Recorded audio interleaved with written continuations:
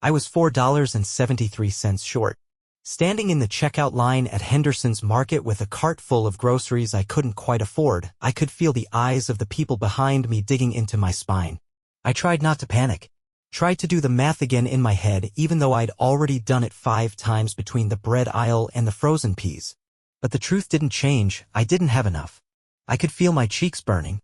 The cashier, a young guy with tired eyes and a half-hearted smile, looked at me and said, "It's okay. Take your time." But it wasn't okay.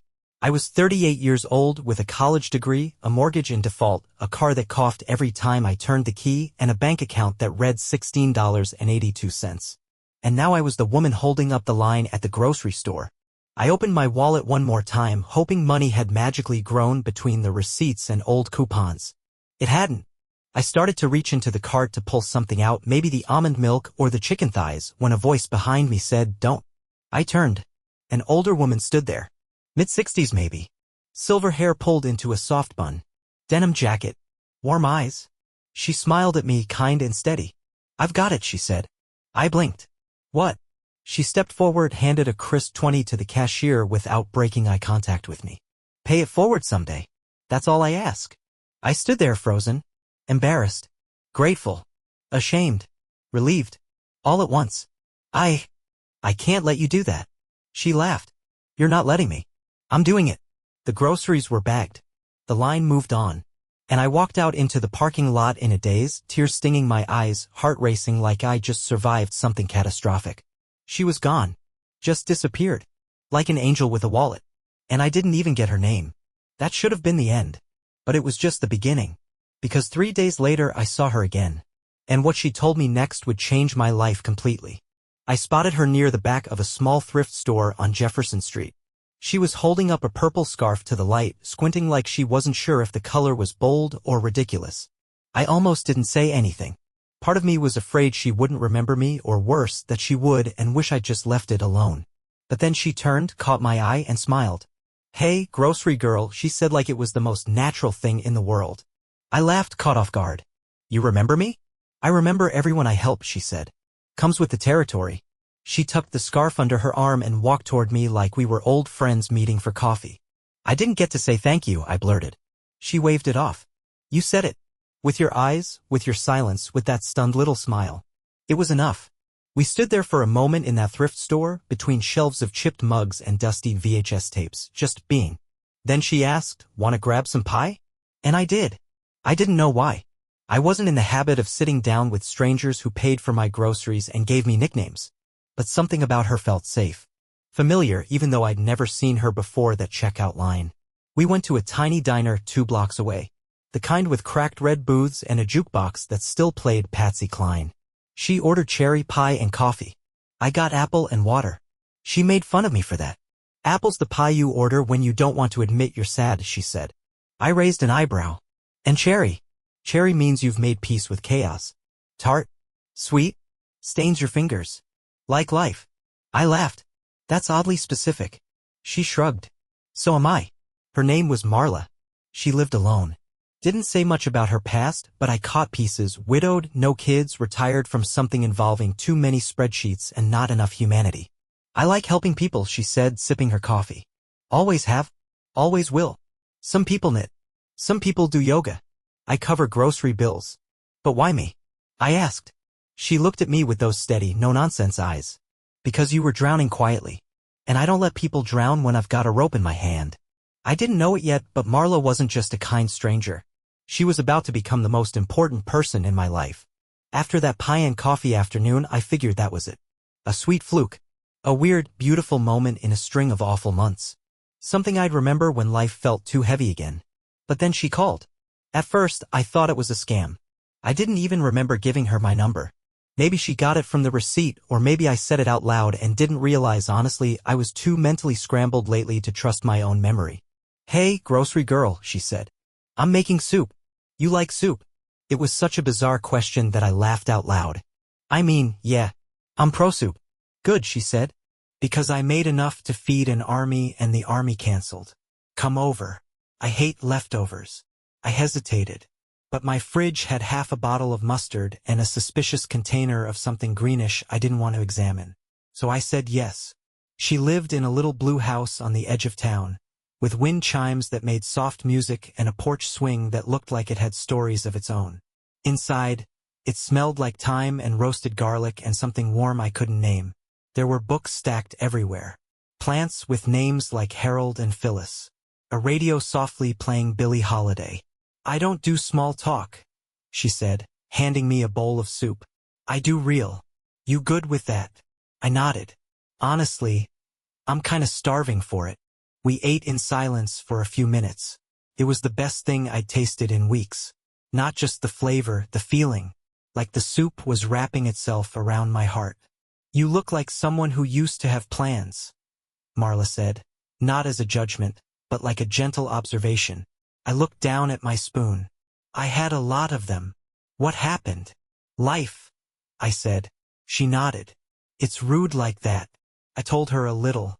Not everything. Not yet. But enough. About losing my job when the company folded.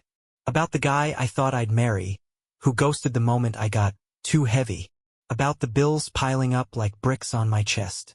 About the way I'd started avoiding mirrors because I didn't recognize the woman looking back. Marla didn't offer solutions. She just listened. Like that was the most sacred thing she could do. And for the first time in months, I felt seen. That night at Marla's changed something in me. Not like a lightning bolt or a big Hollywood montage, just a quiet shift. Like a door creaking open after being stuck for too long. She didn't pity me. She didn't try to fix me. She just sat with me. And that made all the difference. After that evening, we fell into a rhythm.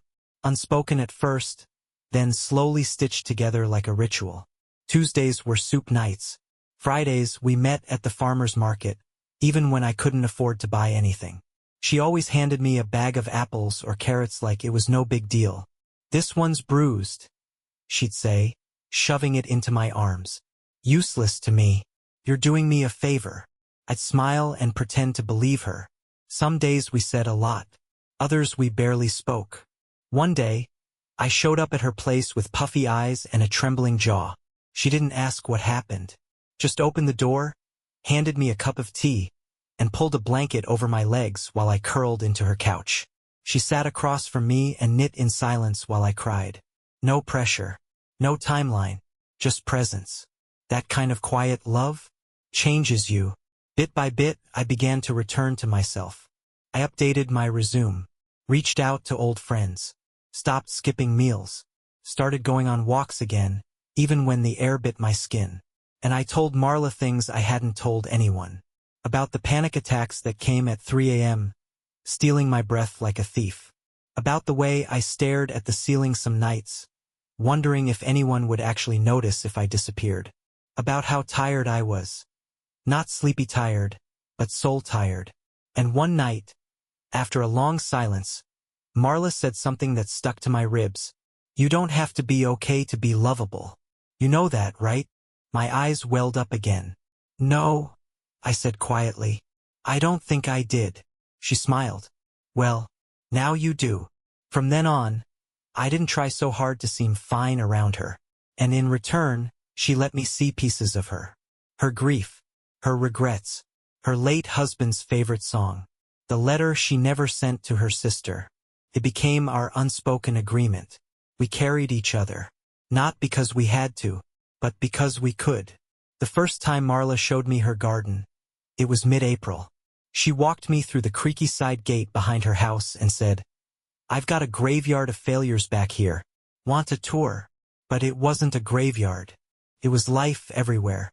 Messy. Wild. Unruly. Beautiful. Tomatoes in half-broken pots. Lavender bursting through cracks in old bricks. A crooked trellis covered in morning glories that looked like they were winning a battle against gravity. I stood there in awe.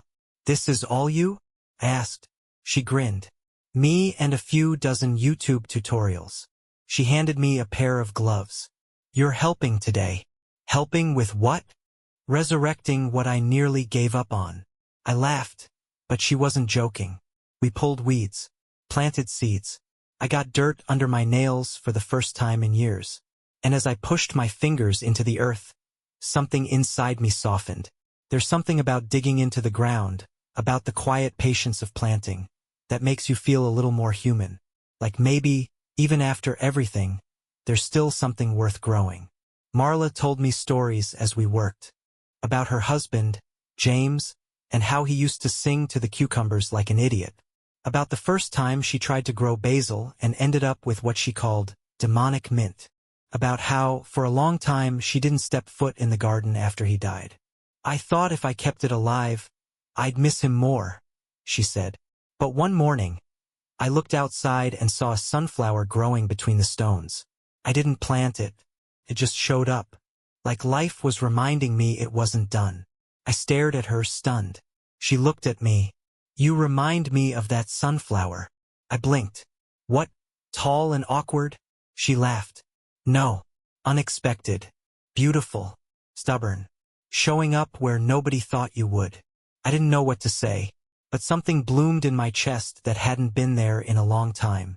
Hope. Real quiet, earned hope. We worked until the sun went down. And when we sat on her porch with iced tea and dirt on our jeans, she looked at me and said, "You're growing, grocery girl." And for once, I believed her. Things weren't perfect. My bank account still hovered dangerously low. I still woke up some mornings with my heart thudding like it was late for something. And I still had moments, long, heavy ones, where I wondered if any of this rebuilding was actually going anywhere. But now I had Marla. And Marla had a way of making even the worst days feel survivable. One Monday, I showed up at her door in a full spiral. My car had died. Again. I'd just gotten a rejection email from a job I was sure I'd nailed. And the landlord had left a voicemail that started with, "We need to talk about rent." I didn't even knock. I just collapsed onto her porch swing and groaned. Marla came out with 2 mugs of tea and a paper bag. "Rough one?" she asked. I nodded, staring at the sky like it owed me an apology. She handed me the bag. Inside was a cinnamon bun the size of my face. "Emergency pastry therapy," she said. I took a bite and immediately burst into tears. Not because of the pastry, though it was amazing, but because it felt like someone actually saw me. Not just the mess I was, but the person underneath all the mess. "I'm so tired," I whispered. "I know," she said, sipping her tea. "I feel like I'm trying so hard and nothing's changing." She looked at me gently. "That's not true," I scoffed. "Feels true." Marla leaned back, her eyes never leaving mine. "Let me tell you something about seeds," she said. "You plant them. You water them. You stare at the dirt for what feels like forever. Nothing happens. You wonder if you screwed it up, if it's dead, if you should start over. But then one day, out of nowhere, she pointed to the garden, where a tiny green sprout had pushed through the soil. "That." I stared at it. "You're not failing," she said softly. "You're germinating." I choked out a laugh through my tears. "That's the nerdiest comfort I've ever heard." She smiled. "And yet, it worked." And it did. That was the thing about Marla. She didn't offer cliches. She offered truth. Grounded, messy, honest truth.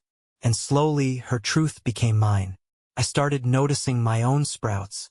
A call back from a job. A check from a freelance gig I'd almost forgotten about. An old friend who reached out, just to check in. It wasn't a miracle. It was momentum. And it was enough to keep going. 3 weeks later, I got the job. It wasn't glamorous. Office assistant at a local nonprofit that focused on housing support. But it was stable. It came with a chair that didn't squeak, coworkers who actually said good morning, and a paycheck that had commas in it. When I told Marla, she squealed. Then she hugged me so hard I think I popped something in my shoulder.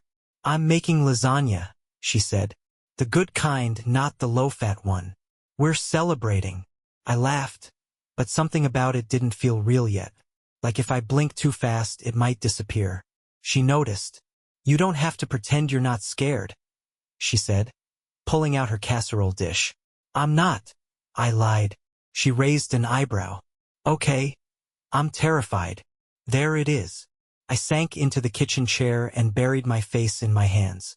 I feel like I'm building a house out of toothpicks. One breeze and it's all coming down. She layered sauce like it was therapy. You're not building with toothpicks. You're building with bravery. I peeked through my fingers. That sounds like something embroidered on a pillow. She grinned. Damn right. I've got it on one upstairs. That night, we ate too much lasagna and drank cheap wine from mugs, because her wine glasses had a tragic dishwasher accident. Then we sat on the porch under a string of fairy lights she swore weren't tacky if you looked at them in the right mindset. She turned to me and said, "You're allowed to be proud, you know?" I blinked. Proud. Of how far you've come. Of how much you've stayed. That word again. Stayed. It meant more than she knew. Because months ago, I hadn't planned to. Not really. I was fading. Quietly, politely, slipping through the cracks like I didn't matter. And now? Now I matter to someone. To myself. That night, I went home and stood in front of the mirror. Looked at the version of me who'd survived all of it. I didn't look strong. But I looked alive. And sometimes that's more important. I sat on my bed and opened the notebook I'd started weeks before, the one Marla had given me. First page, fresh pen. Today, I was proud of myself. Not because everything's perfect, but because I didn't give up before it got better. And for the first time in years, I believed it. The job settled into my bones quicker than I expected. The rhythm of it, emails, filing, the hum of the copy machine, the steady click of keys felt like background music to a life I was learning to love again. It wasn't exciting, but it was safe. And safe to someone who had been dangling over the edge felt like heaven. Marla made me promise I wouldn't vanish just because I was working now. "You're not too important for soup night," she warned. "Wouldn't dare," I said. So Tuesdays stayed sacred. Sometimes I brought dessert. Sometimes she taught me how to cook something terrifying like risotto or artichokes. Sometimes we didn't cook at all, we just sat, talking or not talking, wrapped in blankets and stories. Then one Tuesday she didn't answer the door. At first, I figured she was in the garden or lost in some forgotten drawer of vintage buttons she collected. But after the second knock and then the third, I started to worry. I pulled out the spare key she'd given me months ago with a wink and the words "only for soup-related emergencies." I stepped inside. The house was quiet. Too quiet. And then I heard it, a faint groan from the back room. I rushed down the hall and found her sitting on the edge of her bed, pale and shaking. "Marla." She looked up, startled. Embarrassed. "I'm fine," she said weakly. "Just dizzy. Probably low blood sugar or age." But I knew better. She tried to wave me off, but her hand trembled. So I helped her lie down, brought her water, wrapped her in a blanket. "Have you eaten today?" I asked gently. "I had tea." "Marla." She sighed, closing her eyes. "I didn't want to ruin our night." I sat beside her. "You don't have to perform for me," I said. "You've given me 100 Tuesdays. Let me be here for this one." Her eyes glistened. "You know," she whispered, "it's harder to let people care for you than it is to care for them." I nodded. "Yeah. But you taught me how to show up. Let me return the lesson." She smiled then. Small. Tired. Real. That night I made the soup. Burnt the garlic, oversalted the broth, but she said it was the best damn soup she'd ever had. And I knew it wasn't about the soup. It was about showing up. Even when things weren't beautiful. Especially then. The next morning I called the doctor. Marla protested, of course, said it was probably just a fluke spell or garden-induced dehydration, but I wasn't about to take chances. Not with her. She grumbled the whole way to the clinic, but I caught her holding my hand when she thought I wasn't looking. The nurse ran a few tests. Took blood. Checked her blood pressure. Asked her questions that made her roll her eyes. I waited outside the room while the doctor examined her. Tried not to spiral. Tried not to think about how fragile she looked curled up on that bed. How cold her hands had felt. Tried not to picture life without Tuesday nights, or dirt under our nails, or her voice saying "grocery girl" like it was my real name. 20 minutes later, the doctor called me in. Marla sat on the exam table, eyes softer than before. Quiet. A little too quiet. The doctor cleared his throat. He was kind but direct. "It looks like there's something going on with her heart. We're going to run more tests, but we may be dealing with early-stage heart failure." The words rang out like gunshots in my chest. Heart failure. Marla just nodded. Like she'd known. Like she'd felt it coming. I turned to her. "Why didn't you say anything?" She smiled gently. "Because I didn't want my story to end in a hospital." "It's not ending," I said, fiercer than I meant to. "It's not." She reached out, took my hand. "Everyone's story ends, honey. But that doesn't mean it ends badly." I swallowed hard. The doctor gave us space. We sat in that sterile room for a long time, just breathing. Just being. Later, on the drive home, she said, "I'm not scared of dying. I just don't want to leave loose threads. I glanced at her. What kind of threads? Unsaid things. Unwritten things. Unfinished kindness. We pulled into her driveway. She looked at me, serious now. You're the best thing I never planned for, she said. That broke me. Tears spilled without permission. You're my person, I said. She nodded. Then help me finish this the right way. I didn't know what she meant yet. But I knew one thing. I would walk with her through every step of it. No matter how long we had left. After the diagnosis, everything slowed down. Not in a dramatic, cinematic way. No violins. No monologues. Just a shift. Like the volume on life had been turned down a little. Marla still made soup, sometimes with my help, sometimes from the comfort of her chair while I fumbled with the spices. She still gardened, just less. I caught her talking to the basil one morning, whispering something like, "You better behave now that I've trained the new girl." I smiled, pretending not to hear. But beneath the jokes, beneath the normalcy, I could feel it. The ticking. Not loud, but steady. Like her body was trying to write its final chapter in cursive before the ink ran out. One night, as we sat on the porch under her fairy lights, she handed me a faded shoebox. This, she said, is my unfinished business. Inside were letters. Some opened. Some sealed. A few old photos. Receipts from places I didn't recognize. A Polaroid of her and a man I knew had to be James, dancing in the middle of what looked like a grocery store aisle. That was our spot, she smiled. We met by the canned beans. I leafed through the contents slowly. There was a letter addressed to her sister in Arizona. Another to a woman named Janine. We haven't spoken in 30 years, she said quietly. I said something I shouldn't have. I didn't ask why. Didn't need to. She turned to me. I need your help. I want to finish these. I want to say what I never said. Tie it all up. Neatly. Before. She didn't finish the sentence. She didn't have to. I nodded. We'll do it together. So we did. Over the next few weeks we wrote. I helped her find addresses. Licked envelopes. Drove to the post office.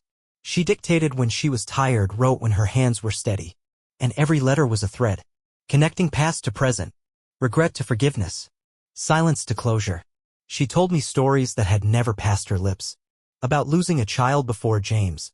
About nearly leaving him once when the grief cracked them both open. About the way she used to leave notes for strangers in library books, just tiny words of encouragement tucked between pages of fiction. I think I've always tried to matter, she said one night. Quietly. I looked at her. You mattered louder than most people scream. She smiled. You're my proof of that.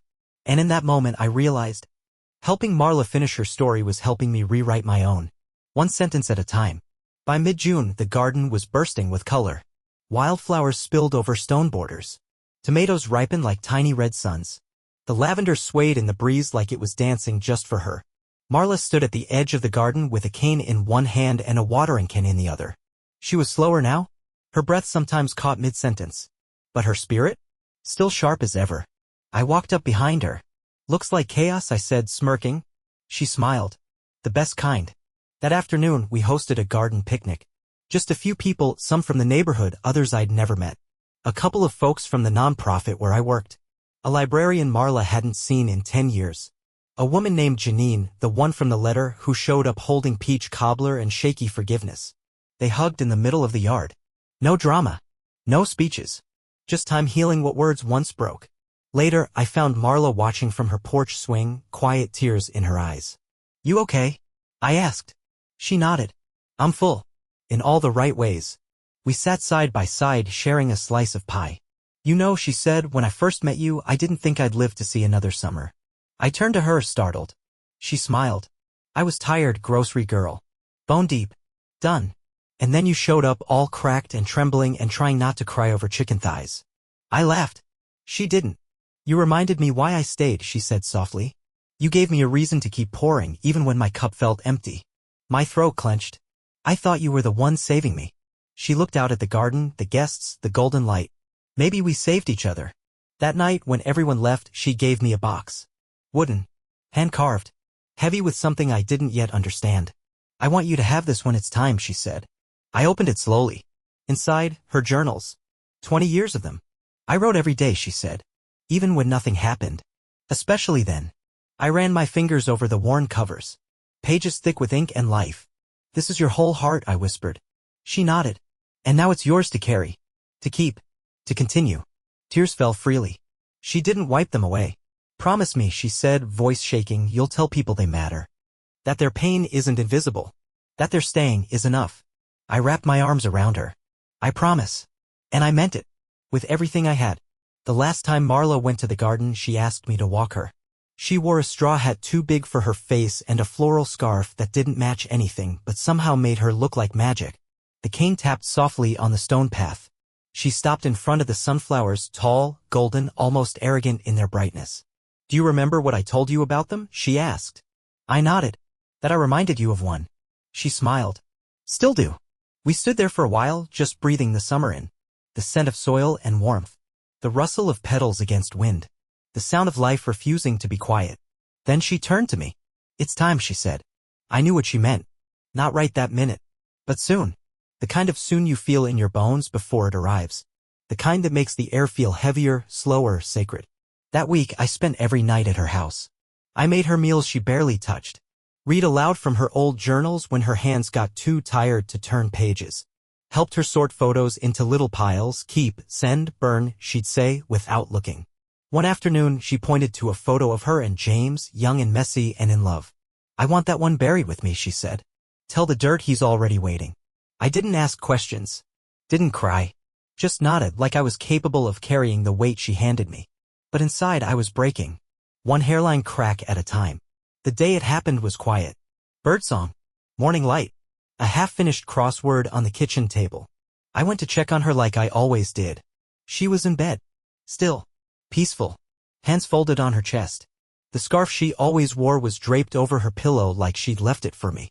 I sat beside her and held her hand. It was still warm. And I whispered thank you. For everything. For the groceries.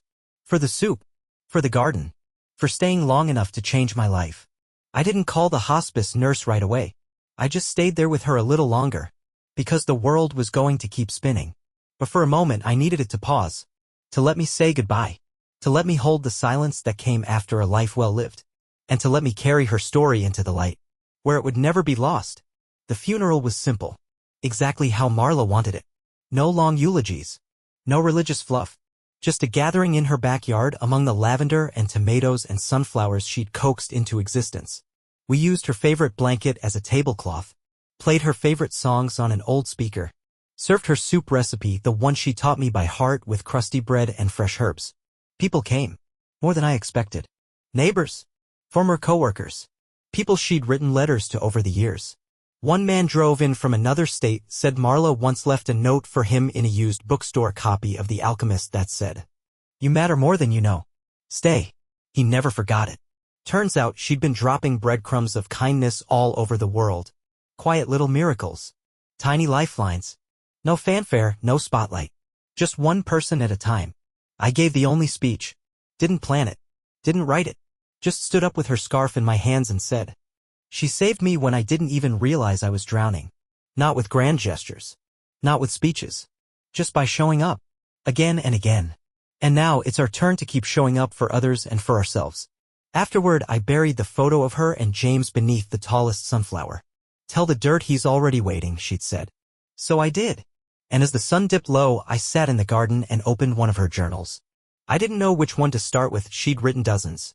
But this one had a ribbon tucked between the pages. Like she wanted me to find it. It was dated 3 months before we met.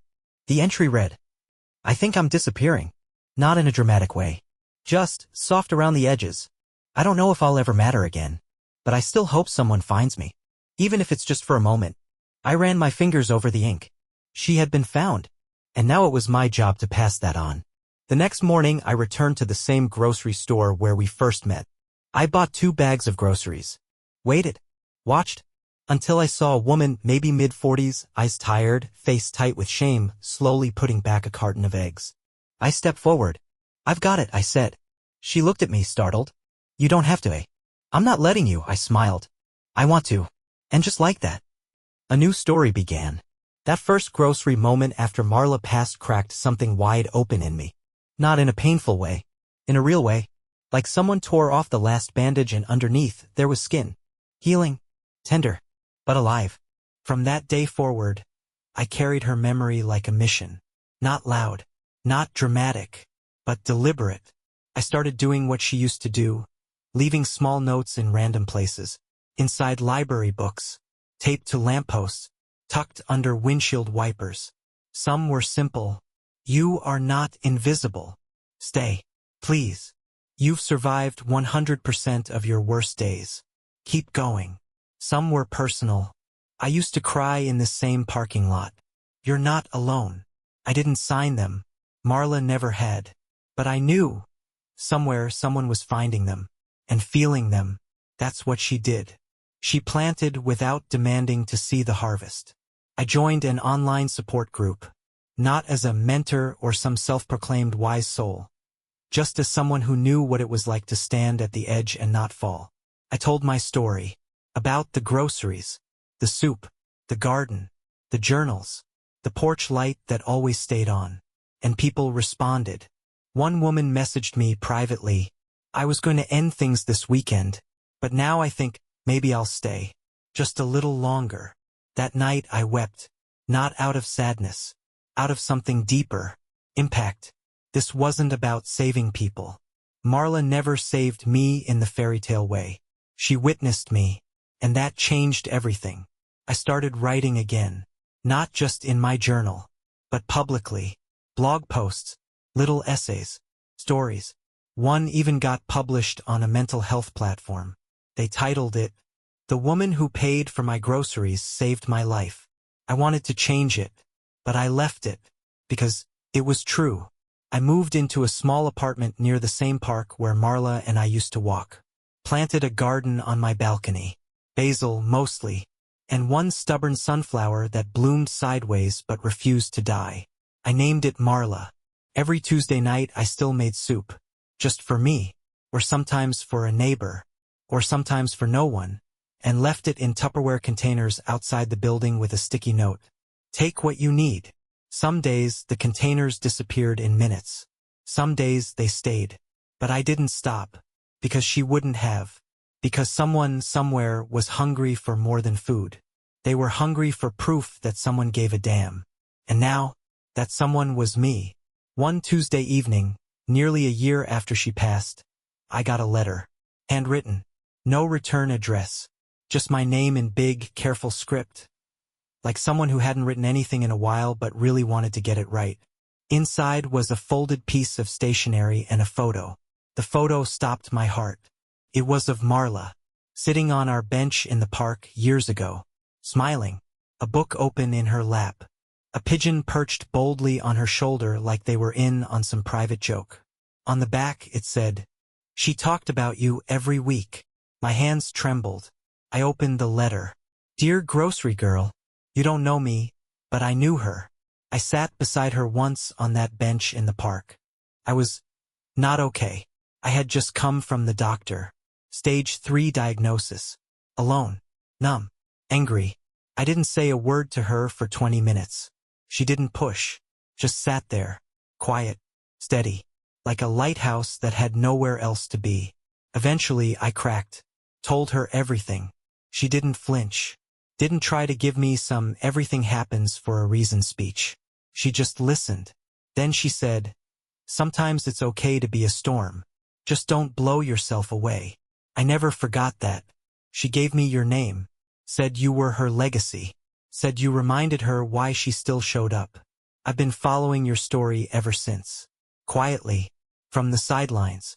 Today I finished treatment. Clean scans. And all I could think was, I needed to thank the woman who made her want to live a little longer. Because that extra time, it rippled. It reached me. So, thank you. You saved someone you never even met. And now I'm going to do the same. One person at a time. Marla would be proud. Love.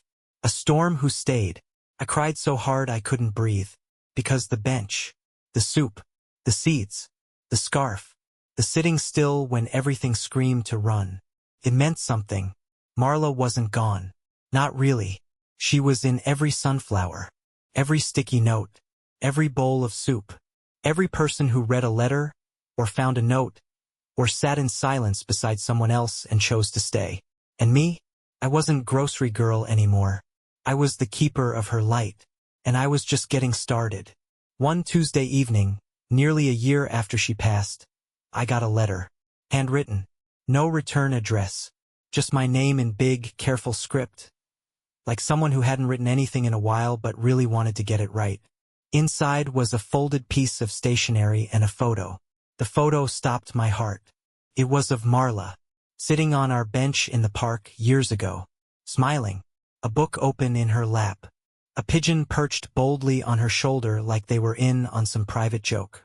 On the back it said, "She talked about you every week." My hands trembled. I opened the letter. "Dear grocery girl, you don't know me, but I knew her. I sat beside her once on that bench in the park. I was not okay. I had just come from the doctor. Stage 3 diagnosis. Alone. Numb. Angry. I didn't say a word to her for 20 minutes. She didn't push. Just sat there. Quiet. Steady. Like a lighthouse that had nowhere else to be. Eventually I cracked. Told her everything. She didn't flinch.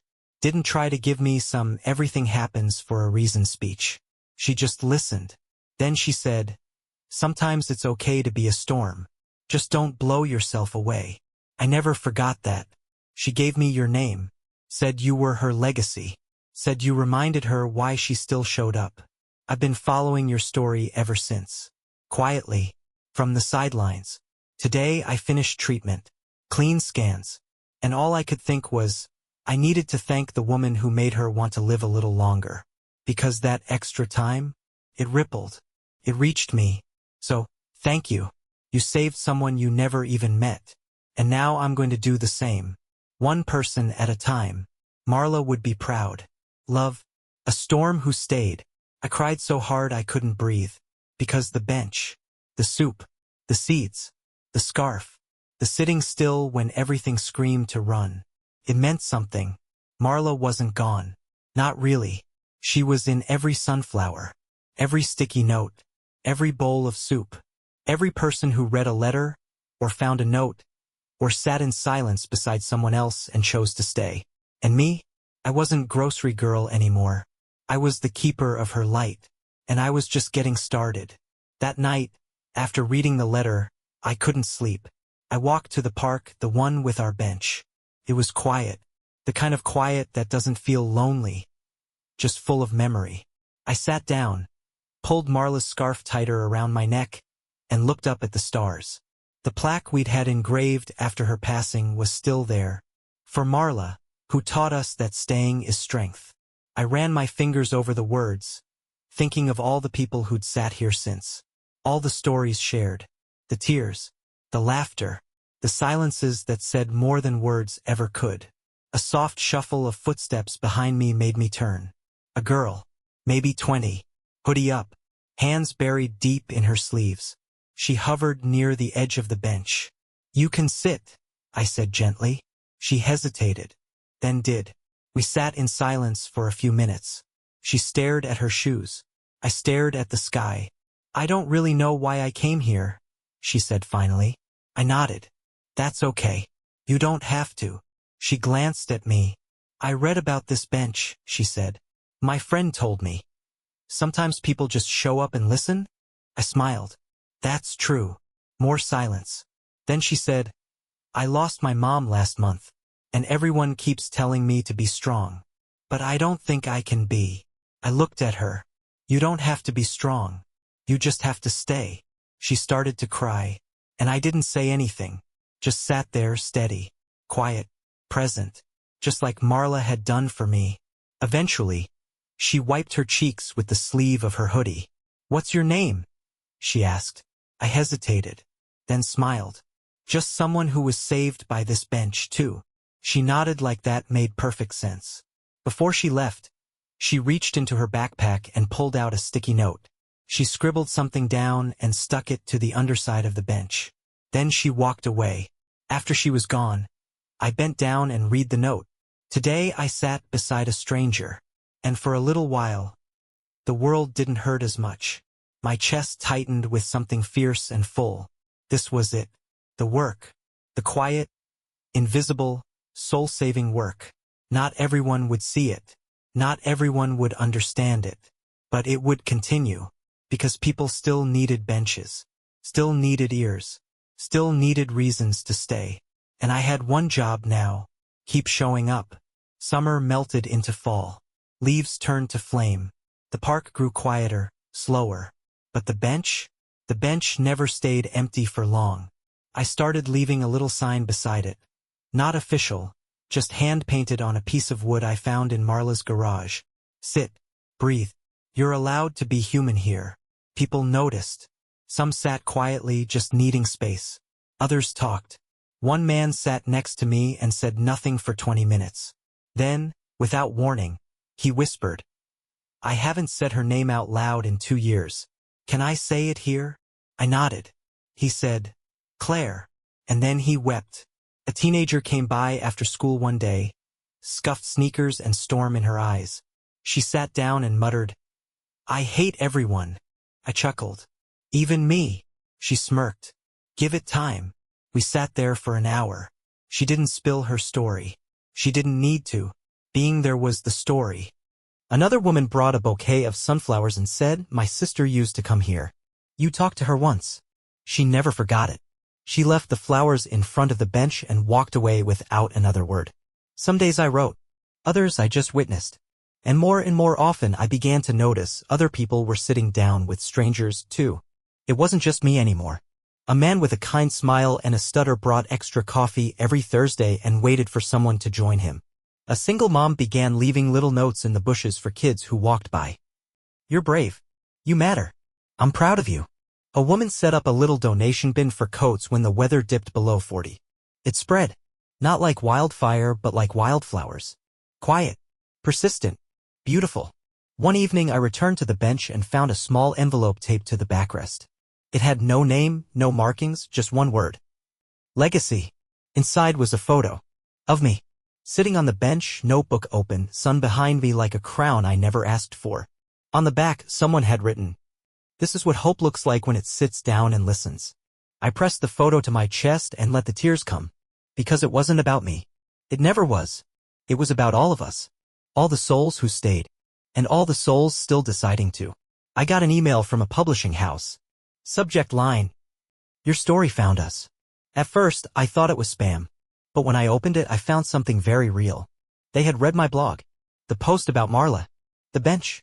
The groceries. The quiet ways lives change without anyone noticing. They wanted to talk. A week later, I found myself on a video call with an editor named Elise who said, We don't want a self-help book. We want a story. Real. Honest. Human. I hesitated. This wasn't supposed to be about me, I said. Elise leaned in. Exactly. It's about what happens when one person decides not to look away. That night, I walked to the bench and sat in the dark. No one else was around. The breeze had that first bite of winter in it. The street lamp flickered overhead like it wasn't sure whether to stay on. I whispered, What would you do, Marla? And instantly, in my mind, I heard her voice. Tell the damn story, grocery girl. So I did. I wrote for hours. Then days. Then weeks. I poured everything into the pages. The before. The breakdown. The bench. The soup. The staying. Her voice. Her garden. Her stubbornness. Her faith in me when I had none in myself. The book came out the next spring. Small press. Modest release. But it rippled. People started writing letters. Emails. Comments. One woman said she read it during a depressive episode and decided not to take the pills she'd lined up. A teacher wrote to say they'd started a Marla Club at school, a weekly group where students could just sit and listen to each other without judgment. A man who hadn't spoken to his estranged daughter in 7 years said he mailed her a copy with a note. Let's start over. I want to be your bench. I printed that message out and taped it inside my notebook. Entry number 228. I started traveling not far, just to small towns and libraries and community centers. Places where people still showed up for stories told out loud.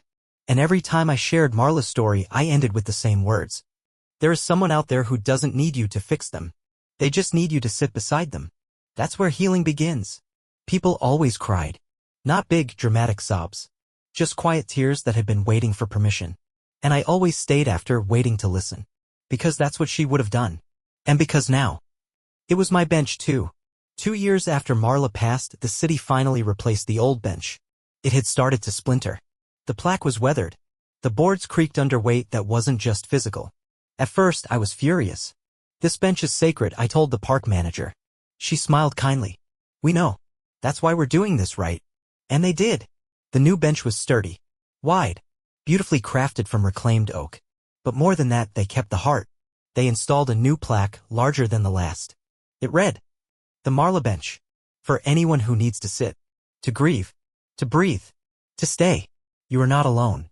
Below it, etched smaller, "Sometimes all it takes is one person who refuses to look away." The day it was unveiled, people came from all over. There were hugs, long silences, laughter in pockets where grief used to live. Someone brought tomato soup in paper cups. Someone else played Billie Holiday from a Bluetooth speaker. I read a passage from the book. Not the sad part, the light part. The chapter where Marla made me laugh so hard I nearly dropped an entire pot of burnt rice. "I never knew I could laugh again," I said. She gave me that.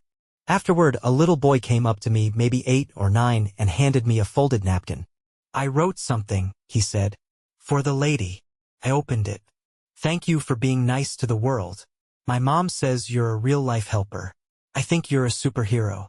I crouched down, looked him in the eye. "I'm not a superhero. I'm just someone who stayed." He thought about that. Then he said, "That's even better." And maybe it was. Because staying is hard. Sitting in the discomfort. Holding space when words fail. Resisting the urge to solve, fix, preach. But staying? That is power. That's what Marla taught me. That's what the bench still teaches. And now, people leave their own notes behind. In the little box we installed under the seat. It fills up every week. Tiny scraps of paper. Folded notebook pages. Napkins. Receipts. Crayon drawings. Each one a testament. Each one a reminder. That kindness doesn't die. It echoes. It roots. It becomes a place. And that place, for so many now, is this bench. It's been 5 years. 5 years since the groceries. 5 years since the soup. 5 years since her. I still come to the bench every Tuesday. Rain or shine. Sometimes I sit alone. Sometimes someone joins me. Sometimes I don't even speak. But I always stay. The bench has become something bigger than a seat in a park. It's a living story. A quiet revolution. A sanctuary built not from wood, but from witnessing. There are flowers here almost every week now. Notes. Drawings. One time, someone left a tiny pair of knitted gloves with a tag. "You saved my mom. Thank you." Another time, someone left a stone painted with the words, "She sat beside me when I was ready to disappear." People know this place. People find this place. Because they need it. One afternoon, a journalist came by. Said she wanted to write a piece. Asked what I would call all of this, the movement, the kindness, the ripple that started with Marla and just kept going. I thought for a long time. Then I said, "It's the ministry of staying." She blinked. "What do you mean?" I smiled. "It means we don't rush pain. We don't silence it. We don't fix it. We honor it. We stay beside it. And by staying, we remind people they're worth the space they take up in the world." She nodded, wrote it down. But honestly, it doesn't matter if anyone remembers my name. I don't need a monument, or a book deal, or a viral quote. The bench is enough. Because every person who sits here, every person who chooses to stay, is proof that she lived. That kindness works. That love. Quiet, consistent, no spotlight, no applause love. Still wins. And someday, someone else will sit here, heart cracked open, not sure what to do next. And I'll smile at them, just like she smiled at me, and say, "Sit, breathe. You're safe here." Because Marla may be gone, but her story stays. And so do I.